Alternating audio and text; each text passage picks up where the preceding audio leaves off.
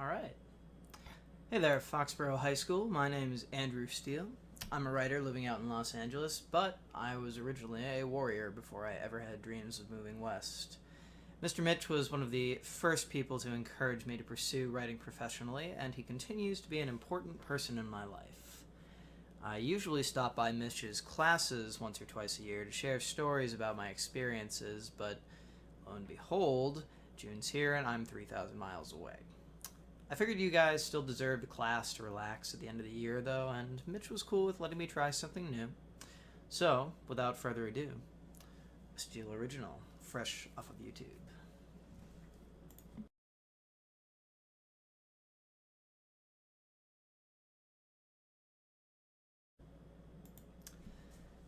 I pulled into the West Side Pavilion and pressed the button on the machine.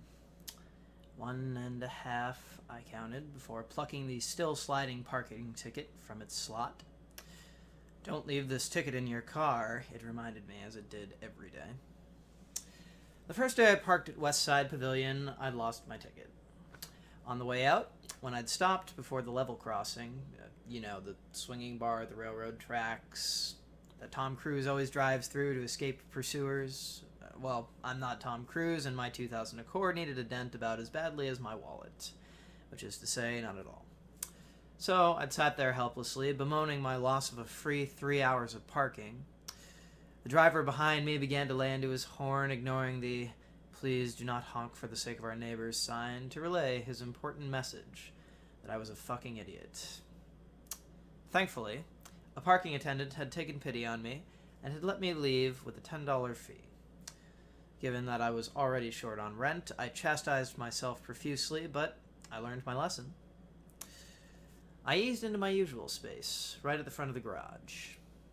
I assume it's a well-contested spot after I leave each day, but at 9:45 a.m. on a Wednesday, everyone's either busy working or busy sleeping, because you do not willfully expose yourself to morning rush hour in Los Angeles. I climbed the escalator into the mall, 2 stairs at a time, as I'm wont to do. The morning staffers, primarily Hispanic guys, were sitting on some chairs by a salon, waiting for the day to start. I passed my usual morning landmarks: the homeless woman who wanders about the mall mumbling to herself, her shopping cart just outside the glass doors, the brown stain on the sidewalk cement from month-old human feces, the shoe shiners, the all-you-can-eat crab leg buffet, and finally, our office. Grassroots Campaigns, my then-employer, is basically an organization that works for other organizations. Grassroots Campaigns takes civil rights groups as clients. Some of their regular clients include the American Civil Liberties Union, the Democratic National Committee, Planned Parenthood, and Oxfam America. Employees of Grassroots work on the street primarily, stopping passerby, informing them about the client organization, and getting supporters involved with that client organization. You guys ever see that commercial with the abused animals and Sarah McLachlan? The "In the arms of an angel." It's sad and it's in your face, and it probably makes you want to help.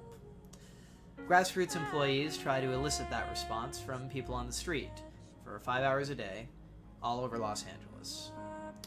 We're called canvassers, but we're more like glorified, sympathetic beggars.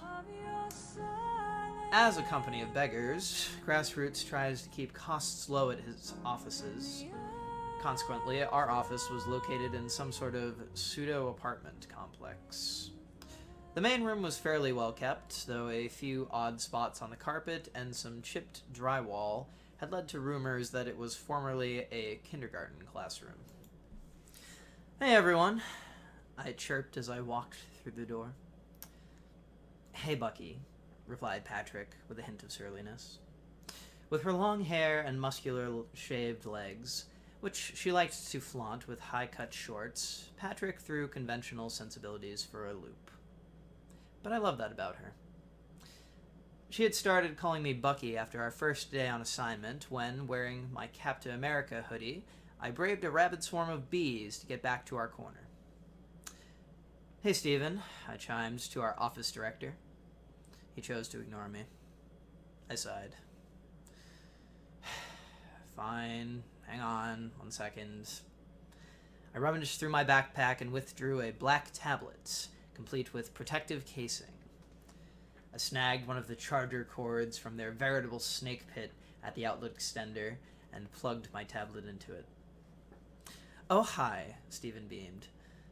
"I decided not to treat you like a human until you returned your tablet." "Yeah," I said. "I got that." We shared a smile. When Stephen had shown up the week before and said he'd be directing the office, I was surprised.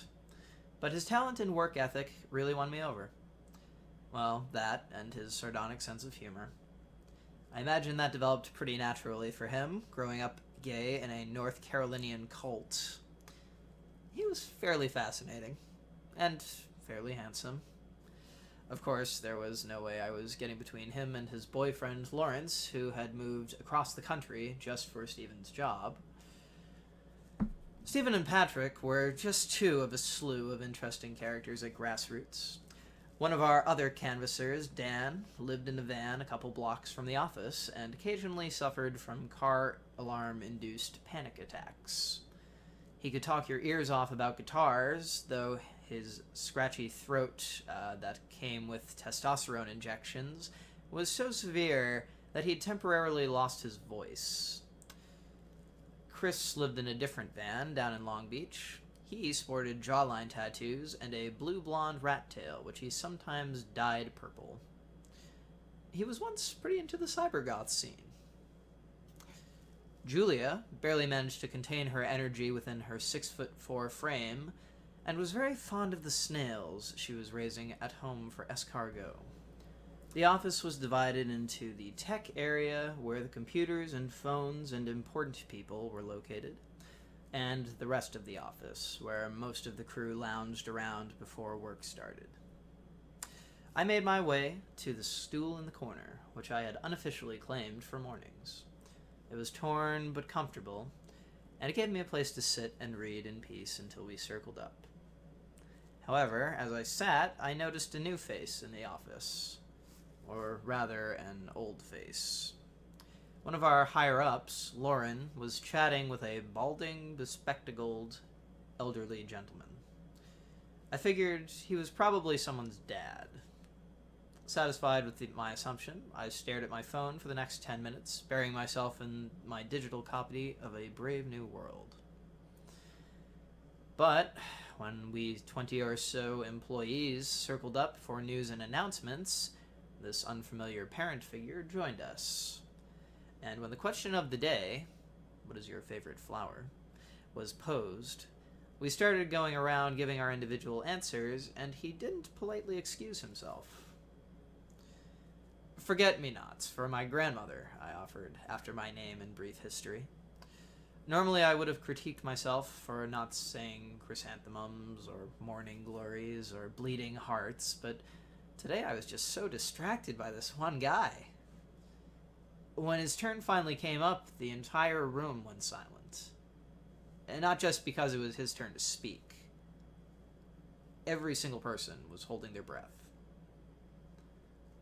Hi, I'm Joseph," he mumbled, and that was all I understood. Between his low volume and pronounced British accent, he was all but incomprehensible. We finished up the circle with some news updates. A reproductive health center in California had burned down and was being investigated for arson. And the Massachusetts House of Representatives had passed a bill, 116 to 36, allowing transgender individuals to use the bathroom of their preferred gender. Then we broke to practice the rap. The rap is the script a canvasser reads to get people interested and ultimately involved. It's their bread and butter, and they're encouraged to memorize it within 2 days of joining the office. It goes something like this. Hi there, take a minute for gay rights today. We'll assume you do. Hi, my name's Andrew. What's yours? We'll assume your name is Trish. Hi, Trish. It's really nice to meet you. I'm a paid fundraiser for grassroots campaigns out here on behalf of the American Civil Liberties Union. Are you familiar with the ACLU? We are the oldest civil rights group in the United States. We are behind cases like Brown versus the Board of Education and Roe v. Wade. Recently, we got another very significant Supreme Court case won, called Obergefell v. Hodges. Thanks to that case, now everyone in the U.S. can be happily married regardless of sexual orientation in any of the 50 states. This was a really big win for us, and we're trying to build momentum off of it. We could really use your help. At this point, we hand over our tablet with a map of all 50 states, some of which are color-coded. You see all those gray states? There are 28 of them total, more than half the country, and in every single one of them right now it is still legal to fire or refuse to hire someone based solely on their sexual orientation. You can be happily married on Sunday and fired on Monday just for being gay. In some of these states, these rights denied can extend to things like housing, education, and in some cases, even medical services. This is so wrong. The ACLU is pursuing a nationwide plan to end this legal discrimination. We need your help to win in the courts, the legislatures, and ultimately, the hearts and minds of all Americans. Legal and lobbying efforts for all of our ongoing battles take time. The best way you can help out today is by joining our monthly giving program as a guardian of liberty. Modest monthly gifts give our staff the ongoing support we need to fight and win on all of these issues wherever they arise. We suggest $30 a month. It's really easy to do with a debit card or credit card, and I'd love to get you signed up today. So yeah, that's our basic wrap for the American Civil Liberties Union. Pretty empathetic, no? Every morning, we focused on a specific detail of the rap to improve. Getting people to stop, relaying the information more concisely, dealing with apprehensive donors, using symbolic numbers when asking for donations. The list is expansive for something as simple as one script. I broke off into my group and listened to the activity leader, Morgan, run down the tips and pits for the exercise. I liked to think that since I'd been with Grassroots a while, I knew the rap better than most of the rookies, but I still made some mistakes, and Morgan was quick to point them out. I liked Morgan as a person. A petite southern belle with valley girl sensibilities, Morgan could down 6 shots of espresso, smoke 3 cigarettes, and still sound like she was taking a calm stroll through a dream. But where the office had been hesitant to promote me, they had given her field manager position in her second week, and it seemed that almost every day I was assigned to her crew. It left a bitter taste in my mouth, in part because of her status, in part because she didn't help me improve as a canvasser. So when we finished rap practice and grouped up again to find out where we'd be going for the day, I secretly hoped I wouldn't be in her crew again. "Alright, who has a crew?" asked Stephen. "I have a crew," offered Lauren, stepping forward. Lauren, one of our assistant directors, had a very slight speech impediment, but her fierce blue eyes always got her message across. She cared very sincerely for our staff, but I got the impression she swallowed her frustrations more than she needed to. She confided to me once that she had a penchant for graffiti art, though, so maybe she got that all out with ink on brick walls and train cars. I liked going out on turf with Lauren because it usually meant we were going to new locations to explore, like Malibu or Hermosa Beach. "My crew is Andrew," I smiled, "and Joseph." And my smile turned very insincere. Of course, I had to deal with the old guy. "We're going to Burbank Media, we're going to raise $600, and our crew name is the Burbankers." The rest of the staff got assigned to their crews and locations, while I contemplated my day. "Alright, everyone, let's put our left hands in," Stephen said in his semi-sarcastic way. "Why our left hands, Stephen?" we chanted back. "Because certain individuals, like President Barack Obama, Albert Einstein," Wesley, our longtime assistant director and resident dramatist, took over, "and our very own Victoria, that one time she broke her hand, are all lefties, because our doorknob turns to the left, sometimes when it feels like it. Because the left is right, the right is wrong, the right is a little bit crazy, and today we are all proud to be lefties. So today, let's cheer out to, 2 sustainers each. 1, 2, 3. 2 sustainers each! I went over to Lauren. Hey, I said. Hey, she returned. She waved over to Joseph. Hey! Seeing us, Joseph hobbled over. I liked to take the initiative, so I extended my hand. Hey, I'm Andrew. Nice to meet you.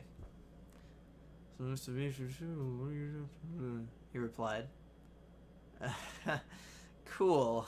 So, Joseph, you'll need a few things before we go. Oh, don't worry, I'll get them, said Lauren, running off to the shelves. Each canvasser at our office is assigned a clipboard with donation forms, a shirt for the campaign, and, most importantly, a tablet. Before we could head to turf, we had to move Joseph's car, though.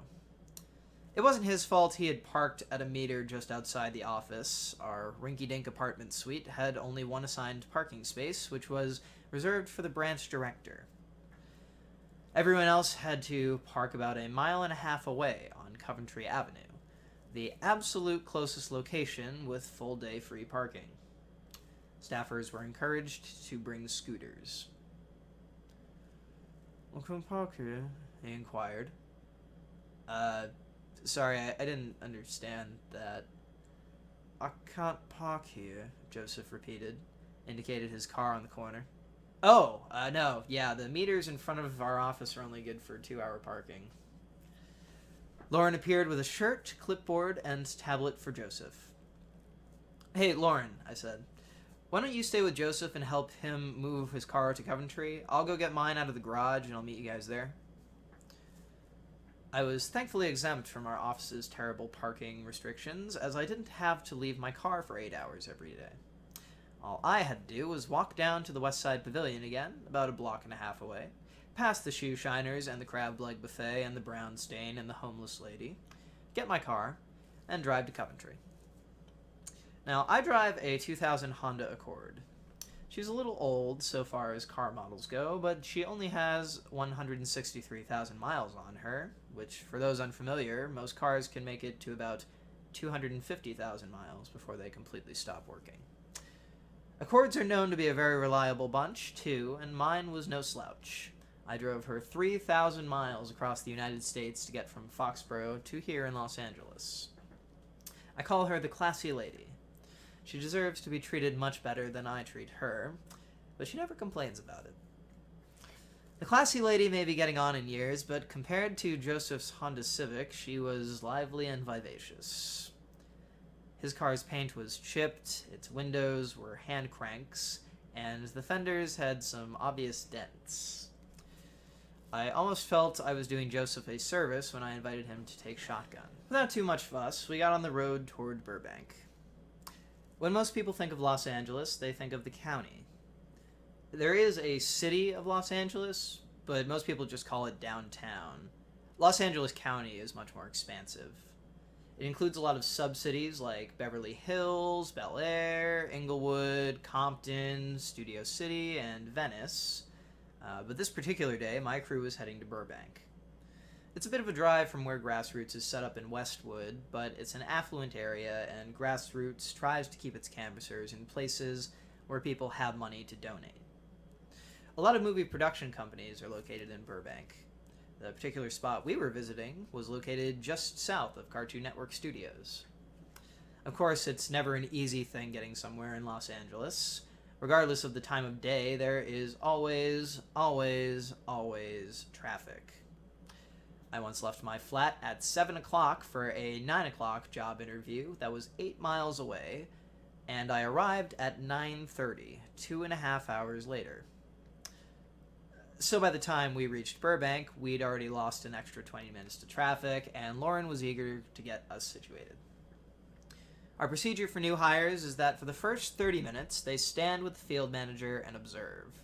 After that, the field manager observes them for 15 minutes to make sure they can convey the basic rap appropriately. There's a level of charisma that's required for sustained success with canvassing, but the basic rap is the most important part of getting people to donate because it gives all of the essential information. who we are, what we've done, what the problem is, what we're doing to fight against it, and what the donor can do to help. So Joseph stayed with Lauren on one corner of the intersection, while I crossed the street to the kitty corner spot. I found a large potted plant near a stone bench and placed my backpack down on it. I logged into my tablet, set up my pages, and put on my official t-shirt to signify I was on the job. And then I watched. "Hey, take a minute for gay rights," I shouted to the 30-something brunette with the totally gauche zebra striped handbag. "No thanks," she said, walking away. "Hey there, take a minute for gay rights," I said to the 50-year-old guy with sandals and salt and pepper curls. "I'm okay," he said, walking away. "Hey, I'm out here supporting gay rights. Take a minute, help us out," I called to the young family with stroller in tow. "We can't, he needs a nap," they replied, gesturing to the baby. "Only takes a minute," I offered, while they waited for the light. They stared straight ahead. 90% of canvassing is getting rejected and keeping your head up. You get used to it pretty quickly, for the most part. "Hey, take a minute for gay rights," I said to the dark-haired businessman with a suit and gut. He stopped to look at me. "You know, this is your choice, yes? To be this way," he said in a thick Middle Eastern accent. "Have a great day, sir," I replied, smiling. "Hey, take a minute for gay rights." After an hour, we took our first 10-minute break. I had made $15 in contributions from a little old lady whose son was gay. As our daily quota is $120, and we only canvassed for about 5 hours a day, this wasn't great. It didn't help that I was exhausted from a bad sleep and feeling gross from not showering before work. On top of that, I'd already had a few more trying encounters. "Why should a business have to provide services to someone they don't want to serve?" asked one older gentleman.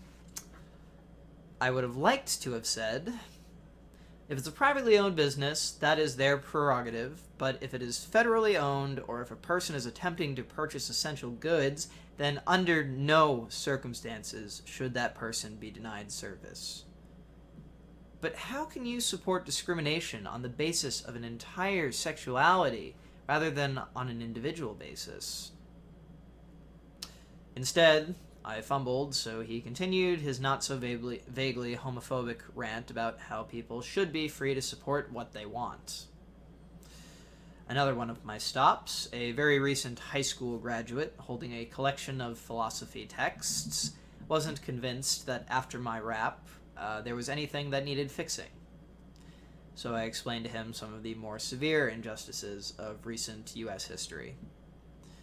A few months back in Michigan, a transgender woman was involved in a car crash. When the EMTs arrived on scene, they chose not to give her care based on her gender. She bled out and died while waiting for another ambulance to arrive. "Yeah, but that's illegal." Actually, according to the state of Michigan, what the EMTs did was perfectly legal.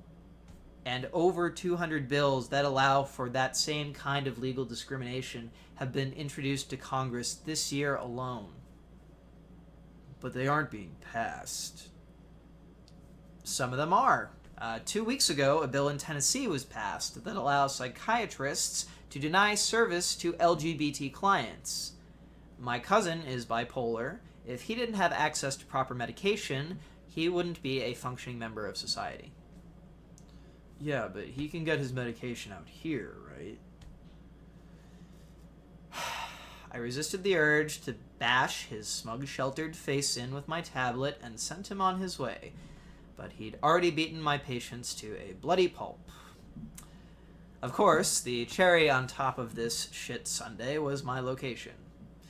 I had set up shop outside of a Hawaiian barbecue place, and after a lull in traffic, I took a moment then to listen to the music they were playing on their outdoor speakers. "Your praise will ever be on my lips, ever be on my head. You will be praised, you will be praised." While I personally don't see a division necessarily between religion and progressive politics, some people do, and this was anything but an angelic chorus to me. When I returned from my break, rather than feeling more focused, I was in a very sour mood and slightly anxious. So I took it out on passerby. "Hey, take a minute for gay rights. Help make a difference," I shouted at the guy with a goatee and glasses. "Yeah, of course," he said. "Yeah, awesome. My name's Andrew," I began, offering my hand. "I'm John," he said, shaking it. The hardest part of the rap is, without a doubt, the ask. Asking someone to give you money for a cause on nothing more than your credentials and your intensity is already difficult, but you usually have to suggest a number that is higher than what a typical person may be comfortable doing. "John, I challenge you to get involved at $20 a month," I said, knowing it was probably over his head. "It's real easy to do with a debit card or credit card. Let's get you started."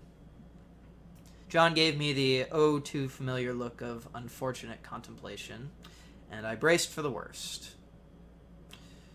"I don't think I can do monthly. Could I do a one-time donation instead?" "Sure," I said. "We do encourage monthly gifts, as it gives our staff the continued, reliable support we need to respond to any case that arises immediately, but we absolutely take one-time gifts as well. I challenge you to do $140 in honor of the 14th Amendment, which guarantees equal protection to all citizens under the U.S. Constitution." "Sure," said John. "Awesome," I spluttered out. I ecstatically opened my tablet to the one-time donation tab, then handed it back to John. "Yeah, I'm just really happy," he said. "I got a new apartment that shouldn't even exist. It's crazy cheap." A couple minutes and one submit button later, John had made a fantastic contribution, and I'd hit my daily quota and then some. Like clockwork, the sun finally cracked the morning fog. I was so happy I could sing. So I did, right over the Christian rock. To be fair, I do that a lot anyway. "That must be annoying," I paused. A girl in the uniform of the Hawaiian barbecue place was wiping down one of their outdoor tables, but looking at me. "The music?" She gestured to the speakers around the restaurant. No, not really," I said. "If anything, I think religion and gay rights can go together, if you take them the right way." She smiled and said something, but I couldn't really hear her over the speakers. Then she ducked inside the restaurant again, so I went on singing in between asking folks to stop. Not too long after, though, she returned. "Here," she said, and handed me a roll with some yellowish coloring to the interior. I barely had time to say thanks before she disappeared into the shop again. By the time lunch rolled around, I hadn't gotten much more in terms of donations, but I was plenty pleased. I was, unfortunately, alone in that. Lauren had been struggling with donations, and as for Joseph, he had only lasted for 20 minutes on his feet before he decided he couldn't take any more and sat down. I could have sat anywhere to eat my lunch, I suppose. I'd brought some leftover homemade shrimp scampi with me, but I sat next to Joseph on his bench. I didn't really want to. He had that not quite pungent old person smell about him, and him being here was just uncomfortable in general, for everyone, including himself. But I knew he had a story, and I was compelled to know it. "I don't know how you do it," Joseph told me. "Don't you ever get tired?" Sometimes," I said. "I don't think this job is for me." "Yeah, it's not for everyone." "So, how long have you been in the U.S.? About 25 years. Once the kids got done growing up, I wanted to explore a little, and, well, I settled here." "What do your kids do?" Well, one does very well for himself down in South Africa. He bought up a lot for a hospital, fixed it up, and now he rents it as apartments. He's got a lovely wife and a couple of kids of his own, and my other son's doing well for himself too in the loony bin. Sorry, the loony bin? Yeah, a mental institution. Of course, he doesn't belong there. We all know it is easy to see. You talk to him, he's plenty clear. But he had 1 or 2 times where he broke down, and where the doctors just look for what they expect to see, so he's in an asylum now. Oh my god. That's horrible. Are you still close with them, or? Sure, always with my family. My sisters especially. She's lovely, does lots of knitting, but she's got these horrible stomach pains. Oh, no. Indigestion? No, it's cancer, actually. Jesus, Joseph. Is she getting care for that? Well, yes, actually, but it's not very much. Can't afford it, really. Mostly it takes a lot of Tylenol. The question I really wanted to ask was straightforward. How did you end up at a job like this? But before I could work up the courage, lunch was over. I went back to my corner, I opened my tablet again, and I put on my shirt. Hey, take a minute for gay rights, I said to the group of friends leaving the shoe stop next door. The day was pretty slow after that. Not many people wanted to stop, and only a couple donated. The owner of the barbecue joint came out to give me a full meal of sushi. When you want to come to church, call me, okay? He said, handing me a card with his number. My first day as a canvasser, Patrick had told me, this job will make you learn to hate people. And in some ways, it could. The indifference and ignorance that I experienced nearly every day could be overwhelming. The very fact that a job like canvassing exists in the widespread capacity that it does, that the government can't support these kind of causes on its own, that so few people have the ability or the willingness to protect themselves, that we need causes like this, that the best way to get people involved is to literally beg them for help, that so many people can say no and scoff at the idea of giving money to protecting other people in their own country who are being hurt and dying. These all weighed heavily on my conscience just about every day. But there were always the people who did care. People who had little but gave what they could. People who had wealth and hadn't forgotten what it meant to be downtrodden. People who saw that it wasn't about the money, but the support for fairness. People that saw ours as a country that prides itself on a multicultural identity and freedom of expression, and couldn't abide to stand idly by while it sank to such depths as bigotry and homophobia. It was those people that reminded me why I believe humans are inherently good. Not because there were people who were supportive necessarily, but because in spite of how many people passed me by, however many people told me they didn't care or wouldn't get involved, I could overlook them all and be happy with the one person rising above the general indifference. To me, this shows that it makes us happier to find the good in people, rather than the bad. And because we inherently seek the things that make us happiest, humans are therefore inclined toward goodness. You need look no further than a religious man who owns a Hawaiian barbecue giving a man he disagrees with a meal and a smile. Joseph slipped out of my life. The office wasn't happy with his performance that day as he raised $0, and he was not invited back for a second day. But I still wonder about his son, his sister, and of course him. If even one person had been able to connect each of them to the right resource, a better health, a mental health professional, an insurance plan, a stable career, maybe they wouldn't be where they are, suffering quietly beyond the not-so-prying eyes of society. And yet, while an individual can make change, it takes a society to realize a problem within itself and fix it. If more people were aware of the awful realities that surround homophobia, homelessness and medical care in the United States, and were given a meaningful and realistic way to act on those issues, maybe we wouldn't have people downing bottles of Tylenol and coughing up blood instead of receiving proper cancer treatment. Maybe we wouldn't have a homeless woman wandering listlessly about a mall every morning. And maybe our seniors could retire with some dignity.